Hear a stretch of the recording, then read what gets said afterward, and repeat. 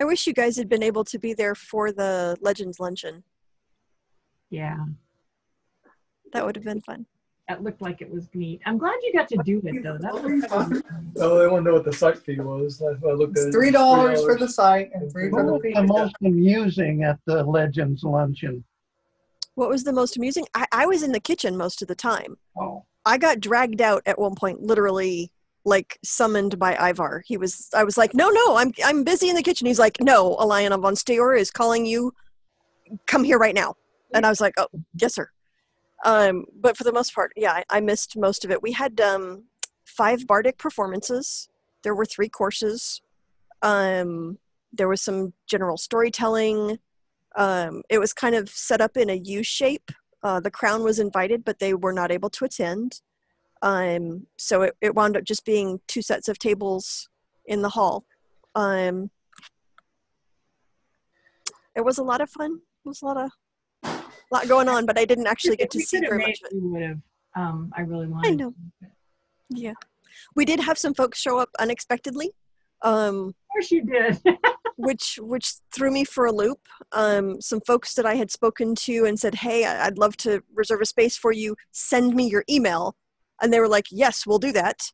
But they never did. So I didn't count their reservation, but they did show up and they were like, but wait, why aren't you ready for us?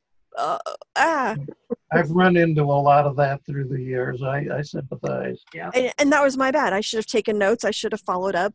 It was not your bad. They didn't do what you told them. But we had the conversation and they understood that they were expected. And so I felt very bad about that. People yeah, who want to be included as a legend have some responsibility. We did have one dramatic moment where reservations were required so that I would know how many to prepare for. And the night before the event, or the week before the event, after we had closed reservations, we had someone who was like, why was I not specifically invited? So we didn't invite anyone specifically. We just simply let it be known that this was happening, and we invited people to make reservations. We didn't send out reservations, or we didn't send out invitations. Well, why didn't you? Jan, was that you? No, it was not. I'm legendary, and I should have gotten fine. an invitation. So that got interesting, and we weren't sure if they were going to show up to site, and it turned out that they didn't. So that was, but I had someone who was specifically tasked to deal with that should that happen. Smart person. That's which good. did not. So I was relieved. But yeah, it was very fun, and I was glad I had the opportunity to do that. That was good. I'm glad you did it. That was good. Yeah. What are y'all talking about? The luncheon. At the 40th year. Oh, the 40th. Yeah. Yeah, that was just a little too far away for us. Yeah, I hosted a luncheon I had space for up to 40 people. I think I had 35 reservations, and I think 22 people showed up. And then we had about 4 that had not made reservations that showed up that we were able to seat because we were prepared for that. We had a full cadre of servers so that every 4 people had their own server dedicated to them. 3 courses. We had 5 or 6 bardic performances by different artisans. We had a duet. We had a couple soloists. We had people just walking into the hall going, hey, I'd like to perform for them. Can I? That's cool. And that got interesting. And then Well, it's cool if they're good. It's unfortunate if they're not good. Yeah. I did have to turn some people away.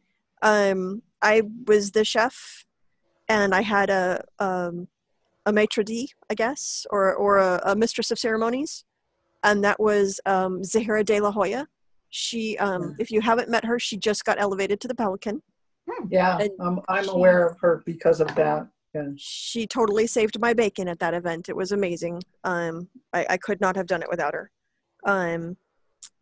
So yeah, it was. We got to have a whole end of the hall, and we had it kind of sheltered off, and it was reserved for that purpose so that people wouldn't be walking through. And And we got to have just this very lovely, gracious luncheon provided for people who had been in the organization. You had to have been invited, pardon me, to be invited, you had to have been on Steorin before it was a kingdom or in the first 20 years. So it's like we don't make the before it was a king, but we easily make. I mean, we started in '80, so yeah. This discussion you've just given us belongs in your historical record.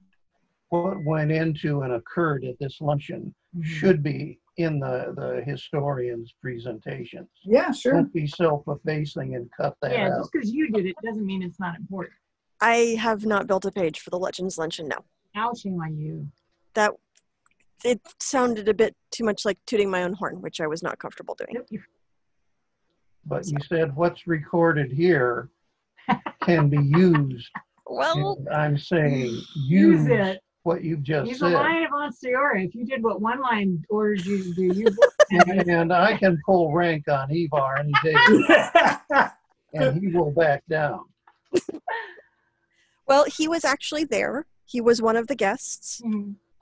And he presented me with, let me see if I can show Oh, you. yeah, Brian, you ought to see her beads. You weren't on when she showed it. Oh no. He presented me with a lion pendant at the Oh, 40th wow. year, or at the Legends Luncheon. No, that's nice. And Mistress Annis gave me one of the tokens from her Pelican Vigil. Oh, nice. It's a little frog. Yeah. And so I have Yeah. that as Yeah. part of my beads. I love your whole bead look is excellent. I can't. It is. I need to string my beads, and I've been super lazy and super not getting to it. And Bryony, I know you know how to do it. I have little spacers and everything. I just haven't. Well, I bought that strand that Bee put on the auction a few years ago, and I sort of have it strung up. It looks really terrible. This is one of the future vigil tokens for Livia de Nicolosi. Oh, these, yeah. Mhm. And I've got some of my awards on here. My site token from Estrella. Yeah. Now, a Um, lot of the nicer site tokens I've tied to my wove a belt for myself, and I've tied it to the ends of the belt, so my belt jingles, and that way I keep those site tokens that I really liked. They're just collected and they're cool, and I'm like, I should do something with them, and that's kind of as far as I've gotten. Well, you could weave a belt for them. You could weave them into a belt. I could. Alessandra, if you want, you can just send me a bunch of random small jangly bits and I will make them into a thing. Ooh, I will make you a Viking swag if you would like, if you want to send me might pieces take to you put up in on it. that. And if you want, I can put in some of my lamp work beads that I've been doing. Yeah, I've been seeing your pictures. Bryony, she's doing lamp work. That's cool. Mistress B taught me. I've gone to her class 3 times. And I just love it. It's magic. So here's a trivia question for you. Who taught the first glass bead making class in Onsteora? I have no idea. That was Mistress Rishenda de la Selva, and that's where I first saw it. And then I taught the next class because I took it up. And so this is back in the days when getting supplies was absolute murder. And so we made all the beads onto copper tubing because we didn't know if there's such a thing as bead resist existed. And that's how it was done.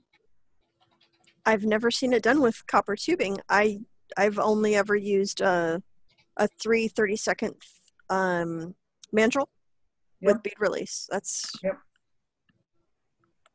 But that's really cool. I didn't know that. I've never heard that person's name before. Maybe you could tell me a story about them. She was married to Sir Freya, and they moved to Ottenville. And he occasionally shows up in Oklahoma. Yeah. Wasn't he Okay. At where I first met you at that Namron Protectorate a couple of years ago, he was there. Okay. He won some of the fighting, as a matter of fact. Oh, wow. That's but impressive. He is a very old friend, and his lady wasn't with him. But he's somebody that, yeah, if I had known that you hadn't even heard of him, I'd have dragged him over because you had your little booth up and were trying to Hmm. get information. I have my happy little digital recorder, and I will very happily sit with people and have them tell me stories.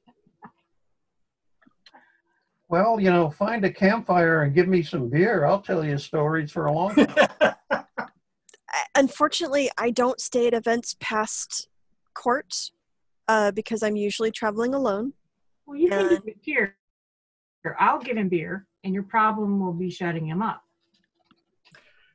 We can vouch for that. I do have